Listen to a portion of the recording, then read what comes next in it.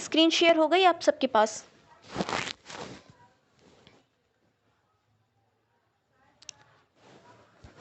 You कहते हैं हम ट्रू,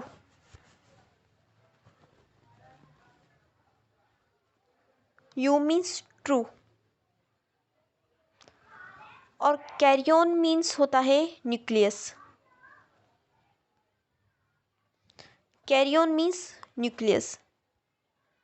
तो इस टर्म से ही साफ जाहिर होता है कि ऐसा सेल जिसके अंदर ट्रू न्यूक्लियस प्रेजेंट हो। ट्रू न्यूक्लियस से क्या मुराद है कि ऐसा सेल जिसके अंदर न्यूक्लियस तो प्रेजेंट हो, ये सेल है, सेल के अंदर न्यूक्लियस है, मगर वो न्यूक्लियस मेम्ब्रेन बाउंडेड हो, मीन्स उसके अंदर एक मेम्ब्रेन हो जो उसे सेल के बाकी पार्ट से या बाकी कंपोनेंट से सेपरेट कर सके। ये सेल का बाकी हिस्सा है। इस बाकी हिस्से से न्यूक्लियस की ये मेम्ब्रेन इसको सेपरेट कर रही है। तो इस सेल को हम यूकैरियोटिक सेल कहेंगे, क्योंकि इस सेल के अंदर ट्रू न्यूक्लियस प्रेजेंट है। ट्रू न्यूक्लियस से मुराद है कि इस सेल का जो न्यूक्लियस है वो उसको बाकी सेल के कंपोनेंट से सेपरेट कर रहा है। अगर यहाँ पे प्रोकैरियोटिक सेल होगा, फॉर एग्जांपल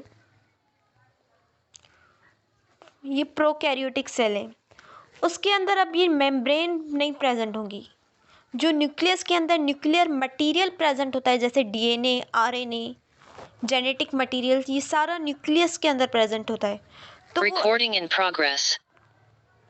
तो वो ऐसे रफली प्रेजेंट होगा, मीन्स ये स्कैटर्ड फॉर्म में होगा, फैला हुआ होगा पूरे सेल के अंदर, या साइड में एक जगह पड़ा होगा। वो एक मेम्ब्रेन के अंदर बंद नहीं होगा। तो जिस सेल के अंदर न्यूक्लियर मेम्ब्रेन प्रेजेंट हो उसको हम यूकैरियोटिक सेल कहते हैं, और जिस सेल के अंदर न्यूक्लियर मेम्ब्रेन ना हो, उसका जेनेटिक मटेरियल ऐसे ही पूरे सेल के अंदर प्रेजेंट हो, तो उसको हम प्रोकैरियोटिक सेल कहते हैं। मेन डिफरेंस यही होता है प्रोकैरियोटिक और यूकैरियोटिक का। सेकंड पॉइंट ये आ जाता है कि यूकैरियोटिक सेल के अंदर बहुत सारे ऑर्गेनल्स प्रेजेंट होते हैं, जैसे माइटोकॉन्ड्रिया, गोल्जी अपार्टस, मीन्स जितने भी बाकी मेम्ब्रेन बाउंडेड ऑर्गेनल हैं, जैसे कि न्यूक्लियस खुद मेम्ब्रेन बाउंडेड ऑर्गेनल है। मेम्ब्रेन बाउंडेड से क्या मुराद है कि इसके इर्द गिर्द एक मेम्ब्रेन है जो उसको बाकी ऑर्गेनल्स या बाकी सेल के कंपोनेंट से सेपरेट कर रही है। तो इसी तरह सेल के अंदर बहुत सारे कंपोनेंट्स प्रेजेंट है, माइटोकॉन्ड्रिया, गोल्जी अपार्टस, लाइजोसोम्स, वो सारे भी मेम्ब्रेन बाउंडेड ऑर्गेनल्स हैं। तो जो यूकैरियोटिक सेल होगा उसके अंदर ये सारे मेम्ब्रेन बाउंडेड ऑर्गेनल्स प्रेजेंट होंगे, मगर जो प्रोकैरियोटिक सेल होगा उसके अंदर ये सारे ऑर्गेनल्स भी नहीं होंगे जो मेम्ब्रेन बाउंडेड है। उसके अंदर सिर्फ राइबोसोम होगा जो जिसके अंदर मेम्ब्रेन नहीं है। सिंपल सा जेनेटिक मटेरियल होगा, प्लाज्मिड होगा, मीन्स 3 से 4 या 4 से 5 चीज़ें प्रेजेंट होगी, सिंपल होगा बिल्कुल। और जो यूकैरियोटिक का सेल है वो ज़्यादा कॉम्प्लेक्स होगा, उसमें बहुत सारी चीज़ें प्रेजेंट है। सेकंड डिफरेंस था ये। थर्ड डिफरेंस ये है कि यूकैरियोटिक सेल्स सारे एनिमल्स और प्लांट्स में पाया जाता है, और जो प्रोकैरियोटिक सेल है वो सिर्फ बैक्टीरिया, आर्चिया मीन्स जो ओल्ड बैक्टीरिया हैं जो गुजर चुके हैं उनमें था, और साइनोबैक्टीरिया, सिर्फ इनमें पाया जाता है। ये थे मेजर डिफरेंस। उसके अलावा जो न्यूक्लियस जो प्रोकैरियोटिक का सेल होता है, प्रोकैरियोटिक का सेल होता है उसका जो न्यूक्लियर मटेरियल ऐसे ही पड़ा होता है किसी साइड पे सेल पे, उसको हम कहते हैं न्यूक्लियोइड।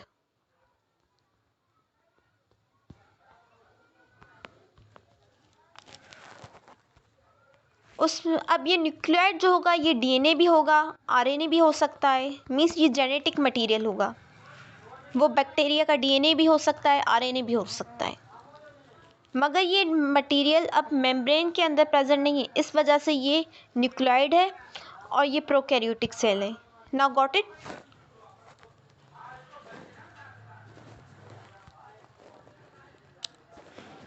प्रोकैरियोटिक और यूकैरियोटिक क्लियर हुआ? ये जो सेल के ऑर्गेनल्स हैं, सेल के पार्ट हैं, ये नेक्स्ट जो वीडियो बनाऊंगी मैं उसी में भेज दूंगी, कल तक इंशाल्लाह बना दूंगी मैं। न्यूक्लियोइड का क्या होता है? अगर हम सिंपल यूकैरियोटिक का सेल कह रहे हैं तो उसके अंदर जो जेनेटिक मटेरियल है वो न्यूक्लियर मेम्ब्रेन के अंदर प्रेजेंट है।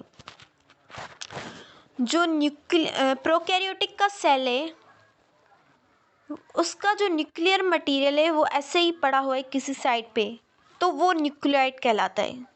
जो मेम्ब्रेन के अंदर मटेरियल प्रेजेंट नहीं है, स्कैटर्ड फॉर्म में रफली प्रेजेंट है, विदाउट मेम्ब्रेन है, उसको हम न्यूक्लियोइड कहते हैं।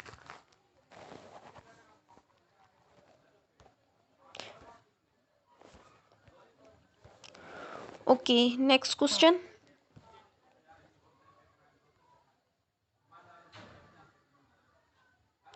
यूनिसेलुलर और मल्टीसेलुलर, ये तो जर्नल है कि यूनिसेलुलर क्या होता है। Uni means one, multi means more than two, दो या उससे ज़्यादा।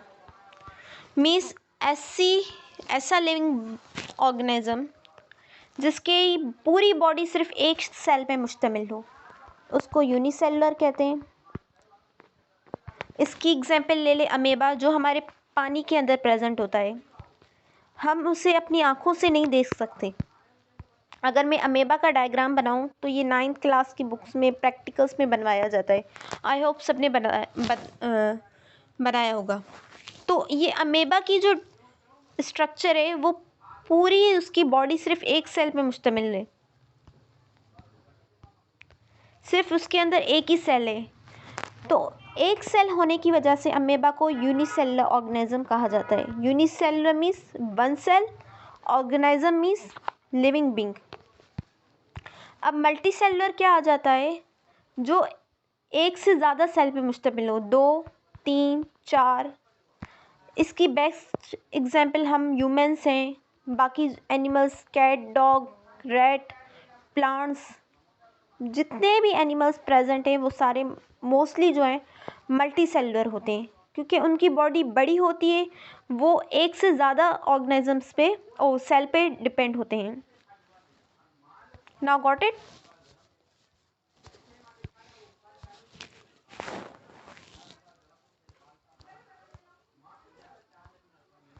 ओके,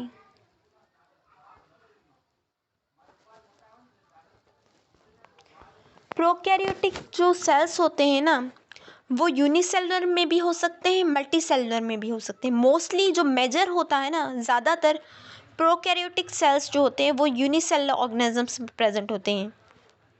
जैसे बैक्टीरिया, वो इतना स्मॉलेस्ट है हम उसे अपनी आँखों से नहीं देख पाते, उसके लिए हमें माइक्रोस्कोप को हेल्प चाहिए उसको देखने के लिए।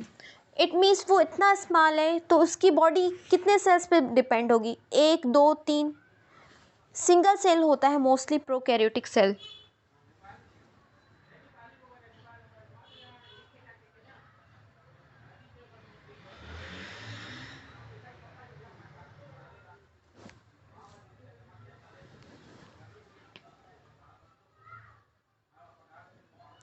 ओके,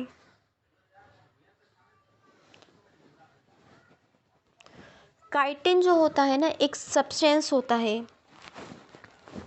जैसे कि हमारे बॉडी में बहुत सारे सब्सटेंस होते हैं, ग्लूकोज प्रेजेंट है, कार्बोहाइड्रेट्स प्रेजेंट हैं, अमाइनो एसिड्स प्रेजेंट हैं।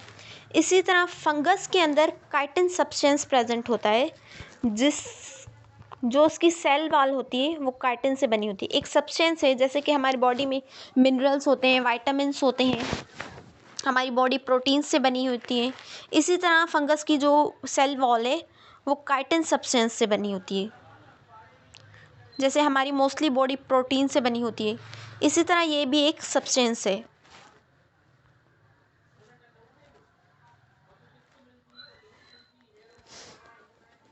Another question. स्क्रीन शेयर नहीं हो रही किसी के पास?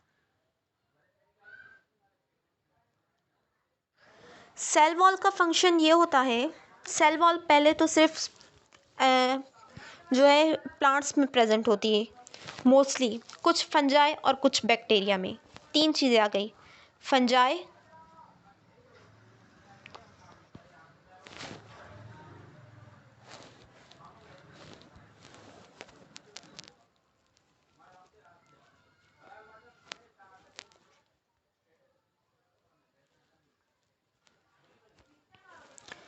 फंजाई, बैक्टीरिया और प्लांट, इन 3 में सेल वॉल होती है। बाकी जो जितने भी एनिमल्स में उनमें सेल वॉल प्रेजेंट नहीं होती। ये डिफरेंस होता है मेजर एनिमल और प्लांट सेल में। ठीक है, अब ये सेल वॉल क्या करती है, जैसे कि एनिमल्स के अंदर प्लाज्मा मेम्ब्रेन है, इसी तरह जो है प्लांट्स, फंजाई, बैक्टीरिया के बाहर सेल वॉल होती है। अब सेल वॉल का फंक्शन क्या है कि यहाँ पे जो बाकी सेल्स हैं या एक्स्ट्रा सेलुलर फ्लूइड प्रेजेंट है, वाटर है, ब्लड है, टिश्यूज़ हैं, इनसे सेल को सेपरेट करती है, प्रोटेक्शन देती है। फर्स्ट काम इसका यही है कि it separate the extra cellular environment, it separate the cell from the extra cellular environment. Okay, second काम ये है सेल वॉल का कि ये शेप देती है, सेल को शेप देती है, उसके साथ ये सपोर्ट करती है। जैसे कि हमारी बॉडी के अंदर स्केलेटन है, स्केलेटन नहीं होगा हमारी सारी बॉडी लूज होगी, हम खड़े नहीं हो पाएंगे। तो same as it is cell wall का भी यही फंक्शन है कि ये सपोर्ट करती है सेल को और शेप प्रोवाइड करती है। मेजर फंक्शंस यही थे, सपोर्ट करती है, प्रोटेक्शन, एक्स्ट्रा सेलुलर एनवायरनमेंट से सेपरेट करती है, शेप देती है। यही काम है मोस्टली सेल वॉल की। Another question,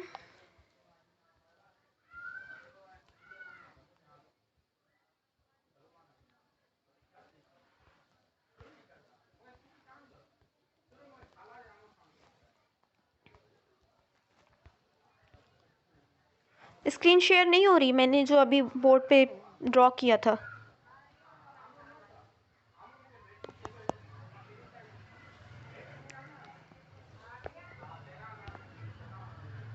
chapter number 4, cell and tissue.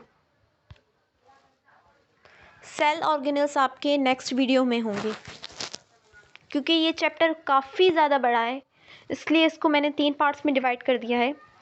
First part ये था कि आपका बेसिक आ जाता है, सेकंड में सेल के ऑर्गेनल्स आ जाएंगे, और थर्ड चैप्टर में टिश्यूज़ आ जाएंगे, थर्ड पार्ट में।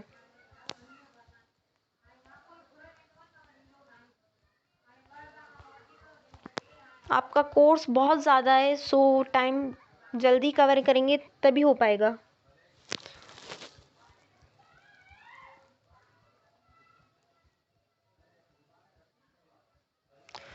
Yes, we can say that prokaryotics are mostly unicellular organisms and eukaryotic are mostly multicellular organisms.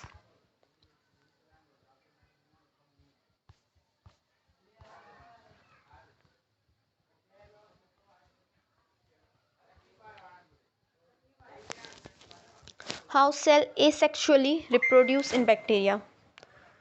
तो अगर आपने सेक्सुअल और एसेक्सुअल की डेफिनेशन पढ़ी है, तो एसेक्सुअल कहते हैं हम जिसमें सिंगल पार्टनर इन्वॉल्व हो, और सेक्सुअल कहते हैं हम जिसमें 2 पार्टनर्स इन्वॉल्व हो, मीन्स गैमेट की फ्यूजन हो, एक मेल से आए एक फीमेल से आए, तब कहते हैं हम ये सेक्सुअल है।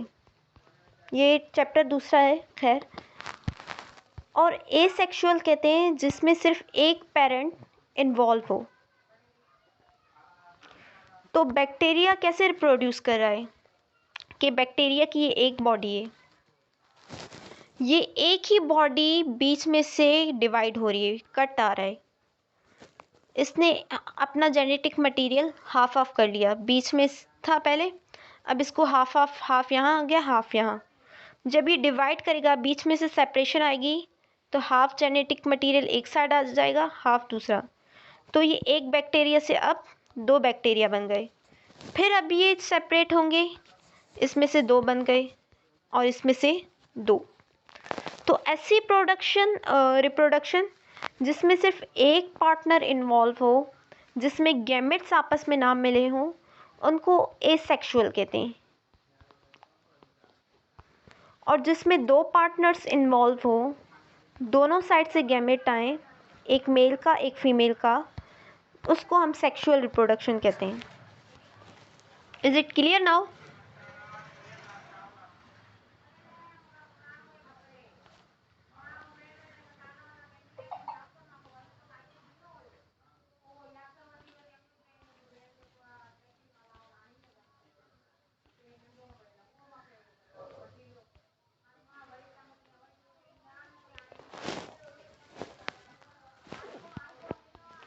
माइक्रोस्कोप में आप डिस्कवरीज देख लें कि कौन से साइंटिस्ट ने कौन सा माइक्रोस्कोप डिस्कवर किया था और किस माइक्रोस्कोप की क्या स्पेसिफिकेशन है। जैसे लाइट माइक्रोस्कोप में हम लाइट यूज़ करते हैं, इलेक्ट्रॉन माइक्रोस्कोप में हम इलेक्ट्रॉन बीम यूज़ करते हैं।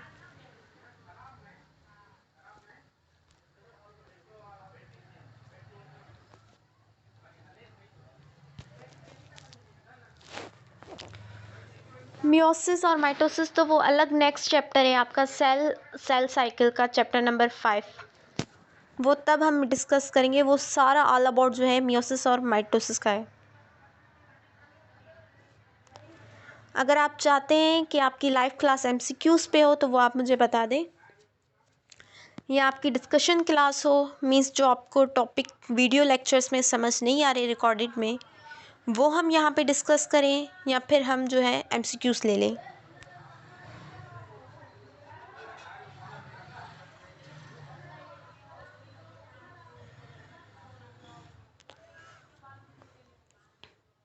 चलें नेक्स्ट जो क्लास लेंगे हम वो एमसीक्यूज़ की ले लेंगे।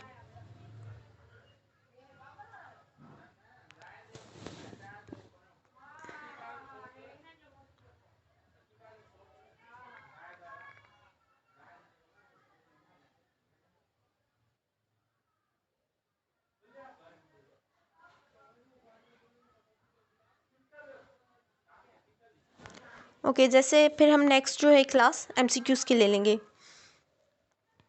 तो अब आज के जो टॉपिक्स हैं वो क्लियर हुए, या अभी किसी का और रहता है कन्फ्यूजन?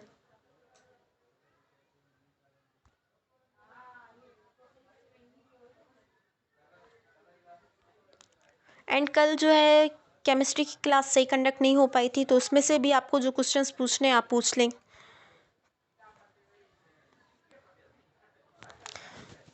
मैग्नीफिकेशन, ये पावर्स क्या होती हैं? जैसे कि हम टाइम को सेकंड में कैलकुलेट करते हैं या मिनट में कैलकुलेट करते हैं, इसी तरह मैग्नीफिकेशन पावर के लिए एक्स यूज़ किया जाता है।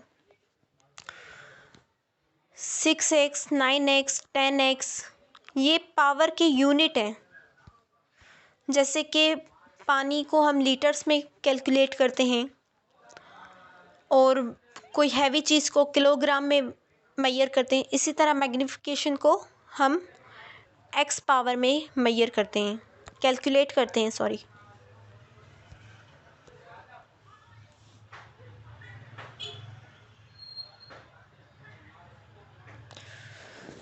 चैप्टर नंबर 3 की वीडियोस तो मैंने भेज दी थी सर के पास कब की।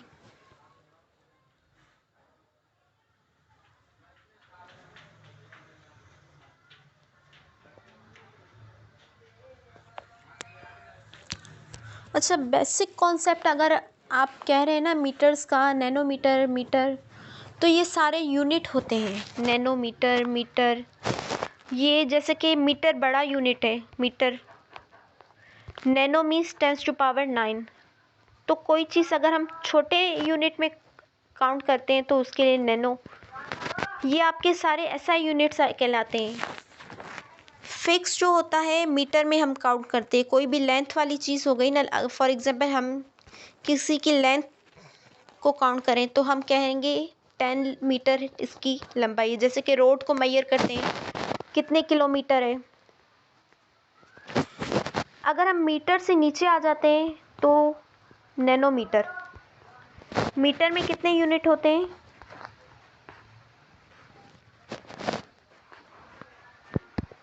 1 मीटर इज इक्वल टू, ये तो आप मुझसे फिज़िक्स पढ़ा रहे हैं अब, 1 meter is equal to 10 centimetre,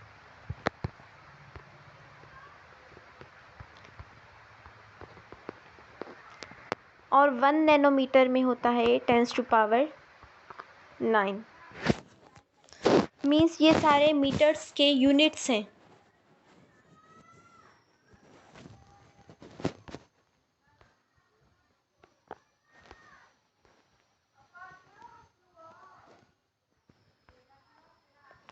mile metre नहीं होता, मीटर से छोटे और भी हैं, नैनोमीटर, पिकोमीटर, ये सारे छोटे यूनिट्स होते हैं। छोटे और बड़े होते हैं किलोमीटर, मीटर से बड़ा हो गया किलो, किलो मीन्स 10⁻3।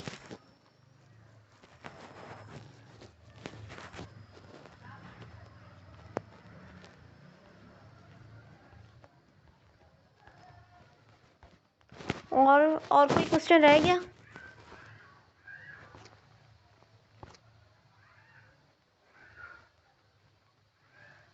ओके, मैं पीडीएफ में सेंड कर दूंगी।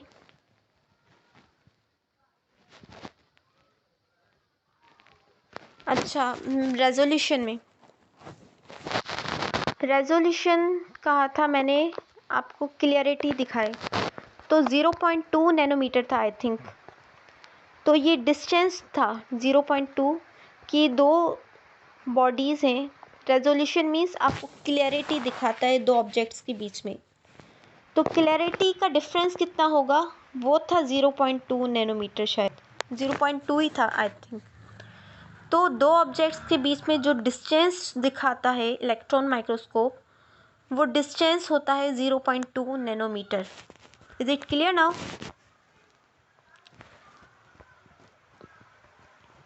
जो दो ऑब्जेक्ट्स के बीच में डिस्टेंस शो कराएगा वो 0.2 नैनोमीटर का कराएगा।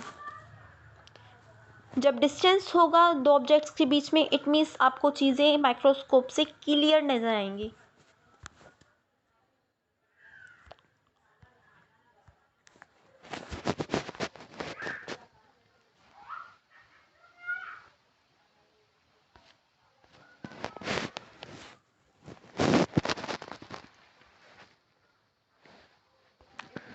एनीवन?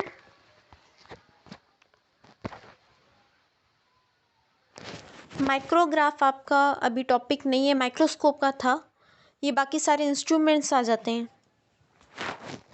Microscopy, micrograph. अगर आप माइक्रोस्कोप को ग्राफ की शक्ल में दे देते तो वो माइक्रोग्राफ होता है।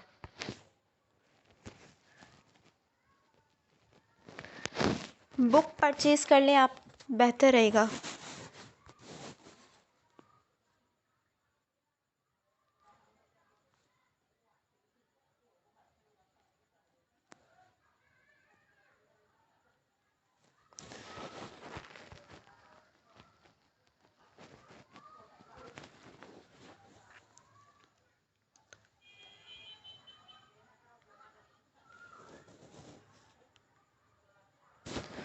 बॉडी पार्ट्स वो आपके सेल के चैप्टर में कहाँ है?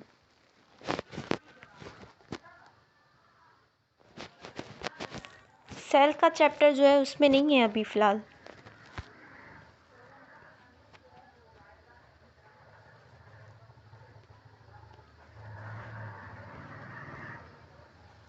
Recording stopped.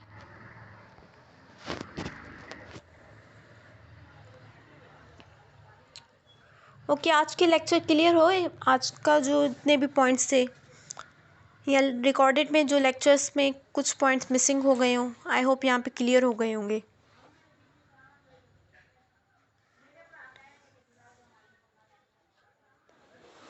और कोई टॉपिक रह गया है आज की रिकॉर्डिंग में से?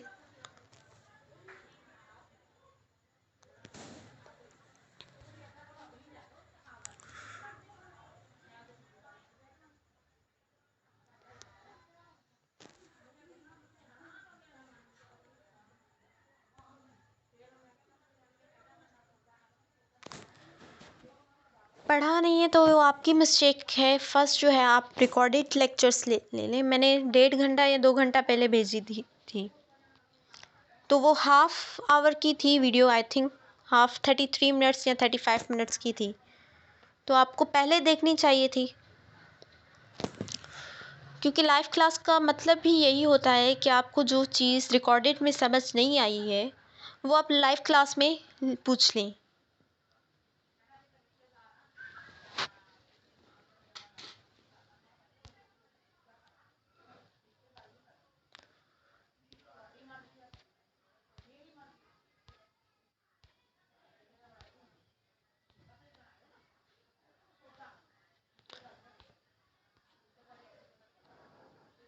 ओके, आइंदा मैं एक दिन पहले भेज दूंगी लेक्चर्स। न्यूक्लियोइड का मैंने बताया था कि यूकैरियोटिक सेल के अंदर न्यूक्लियस प्रेजेंट होता है और उसके अंदर जेनेटिक मटेरियल प्रेजेंट होता है, तो ये यूकैरियोटिक सेल कहलाता है जिसके अंदर न्यूक्लियर मेम्ब्रेन प्रेजेंट होती है। अब प्रोकैरियोटिक सेल के अंदर क्या होता है कि सेल के अंदर जो न्यूक्लियर मटेरियल है वो न्यूक्लियस के अंदर बंद नहीं होता, वो इसी तरह सेल के अंदर पड़ा रहता है। ये जो न्यूक्लियर मटेरियल सेल के अंदर स्कैटर्ड फॉर्म में पड़ा हुआ है साइड में, इसको हम न्यूक्लियोइड कहते हैं, जो कि सेल न्यूक्लियर मेम्ब्रेन के अंदर बंद नहीं है, ऐसे ही साइटोप्लाज्म के अंदर पड़ा हुआ है, उसको हम न्यूक्लियोइड कहेंगे। अगर यही जेनेटिक मटेरियल न्यूक्लियर मेम्ब्रेन के अंदर पड़ा है तो वो न्यूक्लियस का जो है वो जेनेटिक मटेरियल है, फिर हम उसे न्यूक्लियोइड नहीं कहेंगे। अगर यही genetic material without nuclear membrane पड़ा हुआ है तो उससे हम न्यूक्लियोइड कहेंगे। Now got it?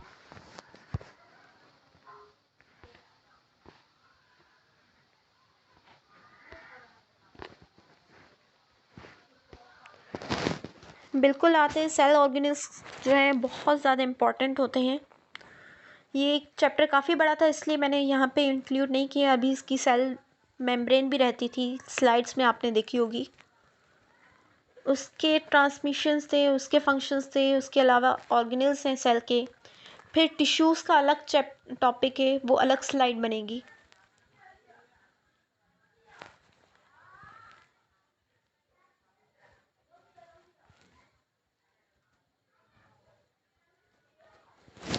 जी बिल्कुल, क्योंकि राइबोसोम्स जो हैं वो मेम्ब्रेन बाउंडेड नहीं है। तो मैंने आपको सेकंड पॉइंट यही बताया था कि जो प्रोकैरियोटिक सेल है उसमें बाकी मेम्ब्रेन बाउंडेड ऑर्गेनल्स नहीं है, मगर जो नॉन मेम्ब्रेन बाउंडेड ऑर्गेनल्स हैं वो प्रेजेंट होंगे। तो राइबोसोम जो है वो मेम्ब्रेन बाउंडेड नहीं है, मीन्स उसके अंदर मेम्ब्रेन नहीं है, जैसे न्यूक्लियस था प्रोकैरियोटिक सेल के अंदर, उसके इर्द गिर्द भी मेम्ब्रेन नहीं है। तो इसी वजह से राइबोसोम्स प्रोकैरियोटिक सेल में भी होते हैं और यूकैरियोटिक सेल में भी प्रेजेंट होते हैं।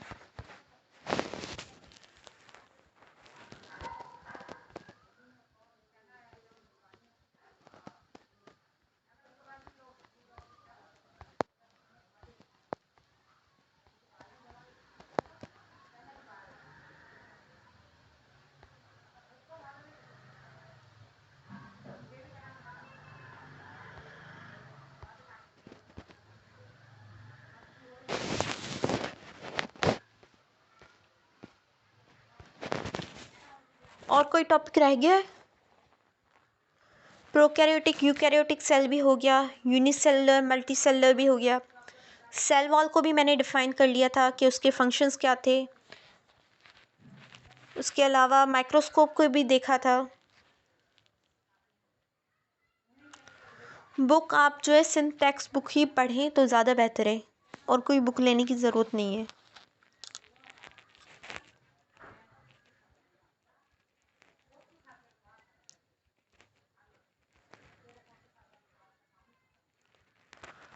नहीं, आज की क्लास यही है, इसके बाद कोई क्लास नहीं है।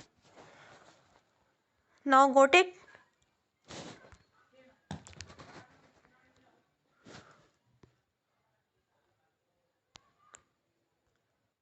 अगर फिर भी किसी को कोई क्वेरीज हो तो वो पर्सनल पे टेक्स्ट कर दे मेरे व्हाट्सएप नंबर पे।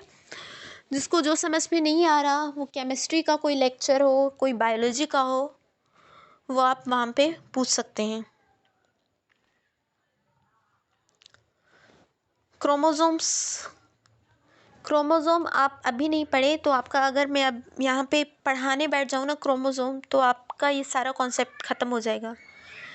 पहले आप सेल के बेसिक फंक्शंस पढ़ लें, देन ऑर्गेनेल्स। उसके बाद जो चैप्टर नंबर 5 है आपका सेल साइकिल, उसमें क्रोमोसोम को हम सारा डिटेल में डिस्कस करेंगे, क्योंकि वो सारा जो है सेल डिवीज़न पे है कि सेल कैसे डिवाइड होता है, उसका जेनेटिक मटेरियल कैसे डिवाइड होता है, क्रोमोसोम्स कैसे बनते हैं, ये सारा ओवरऑल जो है वो सेल साइकिल पे है और क्रोमोसोम्स वगैरह इस पे है।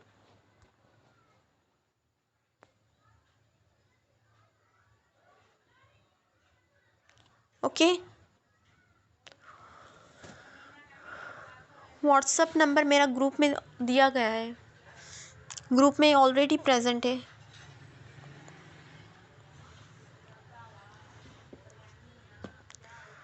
कि अल्लाह हाफिज़। जो भी क्वेरीज हैं आप पूछ लें, ग्रुप में पूछ लें या पर्सनल पे पूछ लें, ओके, चाहे वो केमिस्ट्री से रिलेटेड हो या बायोलॉजी से।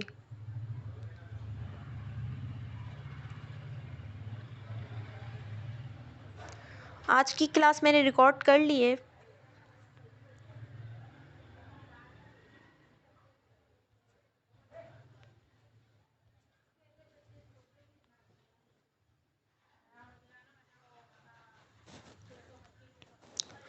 कल का जो चैप्टर नंबर 4 था केमिस्ट्री का, वो काफ़ी सारे स्टूडेंट्स ने पर्सनल पे टेक्स्ट कर तो दिया था, उसमें से कुछ रह गया है तो पूछ लें आप अभी।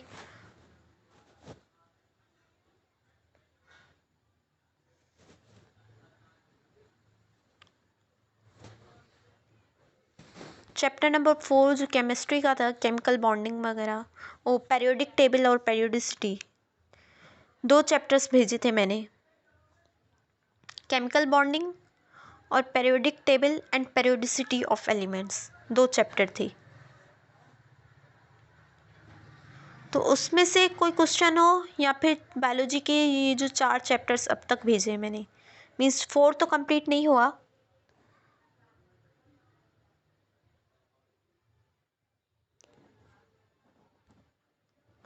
ओके, अल्लाह हाफिज़ नाउ।